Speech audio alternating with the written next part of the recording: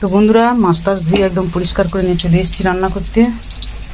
তো দেখো এখানে মাছ ভাজতে দিয়েছি, রুই মাছ ঝোল হবে ঝিঙে আর আলু দিয়ে বড়ি দিয়ে পাতলা করে ঝোল বানাবো। কাঁচা লঙ্কা আর আদা বেটে নেবো,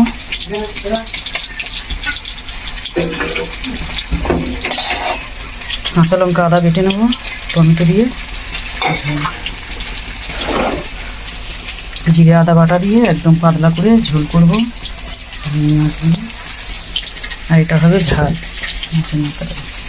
তো চলো, শুভ দুপুর বন্ধুরা। দুপুরবেলা আমি রান্না বান্না কমপ্লিট করে নিয়ে চলে এসেছি। তো দেখো কি রান্না করেছি না করেছি। তো এখানে আছে ভাত,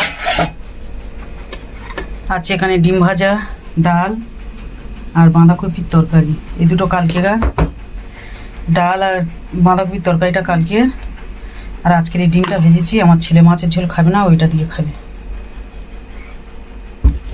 আর আমাদের হয়েছে পাতলা করে বড়ি দিয়ে, মাছ দিয়ে, ঝিঙে দিয়ে, আলু দিয়ে ঝোল, একদম কাঁচা লঙ্কা দিয়ে একদম হালকা করে ঝোল। আর এটা হলো মাছের মাথার কারি। এই ছিল আজকে দুপুরে রান্না বান্না। কেমন হলো অবশ্যই কমেন্টেই বলবে। দেখো এই দুটো বানাইনি, এই দুটো কালকেকার ছিল ফ্রিজের মধ্যে, বের করে খালি গরম করেছি। আর ডিমটা ভেজে দিয়েছি, ও মাছের ঝোল খাবে না, আরও তো হালকা পাতলা একদম খাওয়া পছন্দ করে না, তাই আমাদের করেছি পাতলা করে একদম কাঁচা লঙ্কা জিরে বাটা আদা বাটা দিয়ে একদম ঝিঙে দিয়ে আলু দিয়ে আর বড়ি দিয়েছি।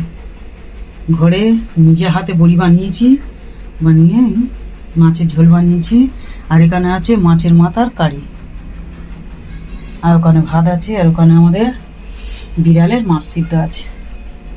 তো কেমন হলো অবশ্যই বলবে। কারা কারা খেতে চাও চলে এসো, গরমের সময় কিন্তু একদম পারফেক্ট এটা। তো চলো টাটা।